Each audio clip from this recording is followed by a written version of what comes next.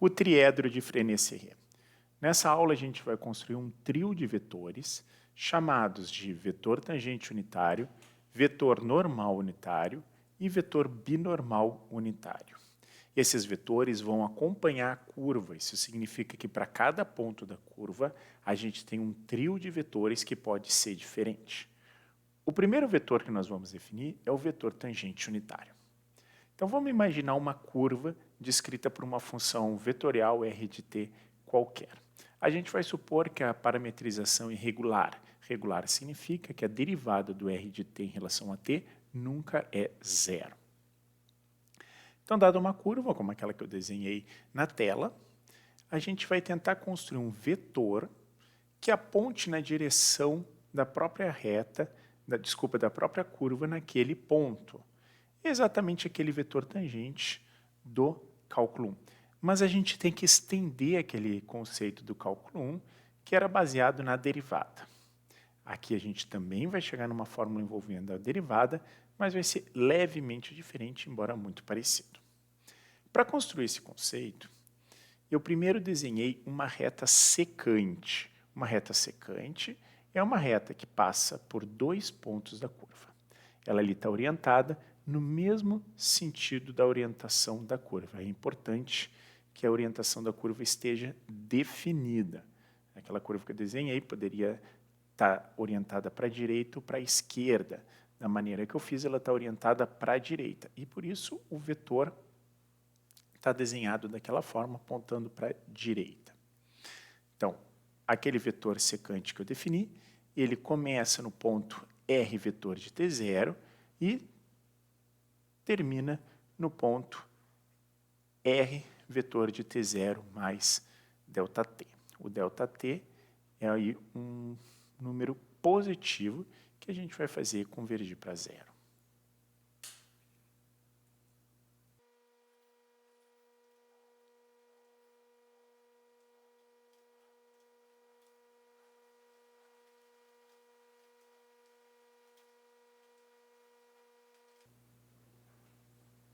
Então, agora a gente vai olhar para a fórmula da derivada. A gente está vendo em cima, no denominador daquela expressão, o r vetor de t0 mais ΔT menos o r de t0. A gente dividiu por ΔT para que o limite exista. A gente sabe que quando o ΔT vai para zero, esse limite existe e é derivada.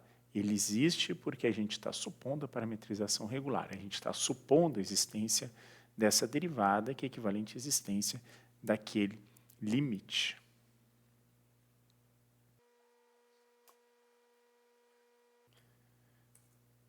O vetor tangente unitário, ele é, por definição, um vetor de norma 1. Então, a gente vai normalizar essa expressão obtida, a gente vai normalizar o r' de t0 para obter um vetor unitário. Para normalizar o vetor, eu vou dividir pela norma de r' de t0. E esse vai ser o vetor no ponto onde foi calculado. Então, esse t é uma função do t, é uma função do parâmetro t. Aí eu substituí t0 por t para ficar claro que está definido para qualquer t e não apenas para um t0 específico. Enfatizando sempre que a parametrização é regular, então a derivada nunca é nula.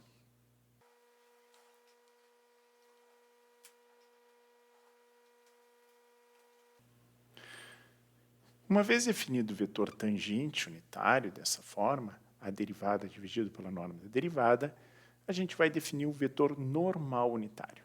Para introduzir o vetor normal unitário, a gente vai primeiro demonstrar um pequeno teorema muito interessante.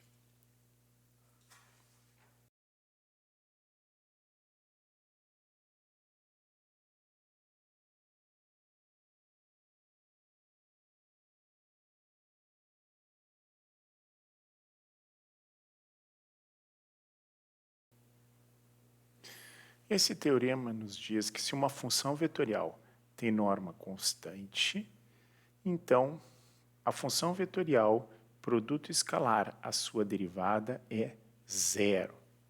Uma interpretação geométrica que a gente pode fazer é que se ambas essas funções são não nulas, então os dois vetores são perpendiculares. A gente interpreta que se a função vetorial tem norma constante e a sua derivada não é nula e ela também não é nula, então a função e a sua derivada são perpendiculares. Para demonstrar esse teorema, a gente vai fazer o seguinte raciocínio.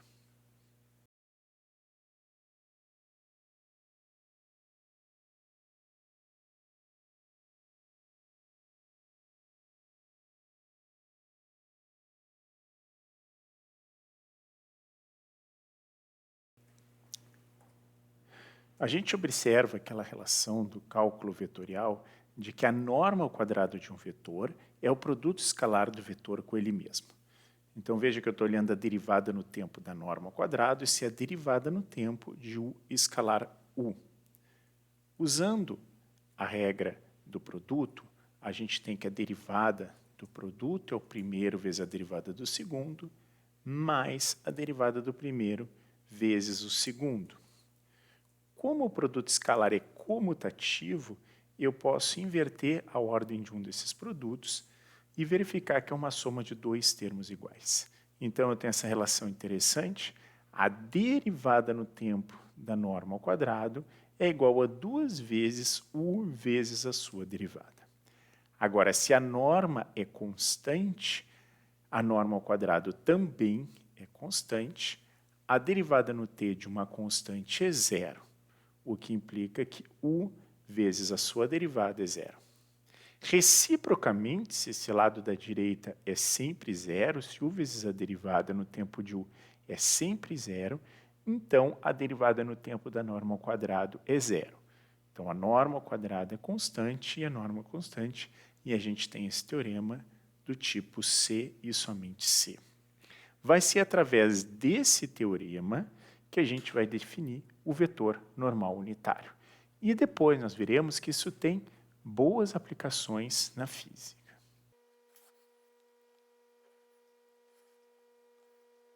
A gente começa observando que o vetor tangente unitário tem norma sempre igual a 1 e, portanto, tem norma constante. Se o vetor unitário tem norma constante, a gente pode aplicar o teorema recém-demonstrado a ele.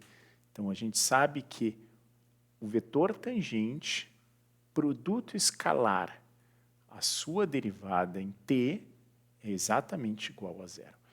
Então, usando o teorema anterior, a gente tem essa relação. E aí a derivada no t aparece como um bom candidato para um vetor normal. Aqui normal, a expressão normal é usada no significado de perpendicular, no significado de ortonormal. Então, o t' é um vetor perpendicular a t sempre que ele não é zero. A gente não fala de perpendicularidade envolvendo vetores nulos, a gente não diz que o vetor nulo é perpendicular a alguém. Então, quando o vetor tangente unitário é constante, significa aponta sempre na mesma direção, a derivada é zero, aquela relação é satisfeita. Agora, se a derivada não é zero, então tanto t como t' são não nulos, eles são perpendiculares. A gente tem legitimamente essa relação geométrica. Como o t' não precisa ser um vetor unitário, a gente vai dividir o t' por sua norma, de forma a construir um vetor normal que tem norma 1 e, portanto, unitário, e que vai estar sempre definido quando t' existe e é não nulo. O terceiro vetor que a gente vai definir hoje é o vetor binormal unitário. O vetor binormal unitário ele vai ser perpendicular tanto ao vetor tangente unitário como ao vetor normal unitário. Esse vai ser o mais fácil dos vetores a ser definido. A gente vai usar uma propriedade conhecida do produto vetorial de que quando eu multiplico t por n, eu tenho um vetor que é tanto perpendicular ao vetor t como perpendicular ao vetor n. A única coisa que me falta verificar agora é que esse vetor binormal definido dessa forma é unitário. Mas isso é fácil de obter.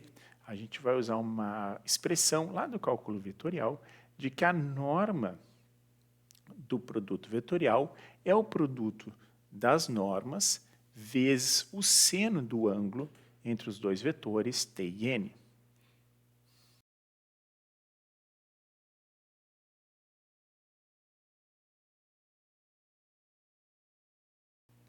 Como o ângulo entre os vetores t e n é 90 graus, eles são perpendiculares, e o seno de 90 graus vale 1, eu tenho que a norma desse produto vetorial é 1 vezes 1 vezes 1, que vale 1.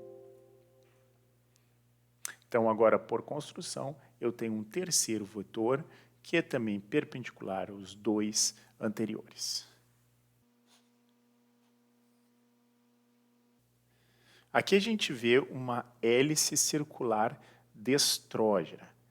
E a gente está vendo também 1, 2, 3, 4 trios de vetores. É muito importante observar que em cada ponto da curva existe um trio de vetores diferentes. Observem também a orientação dessa curva. Tem uma setinha lá em cima, mostrando que essa curva vai para cima.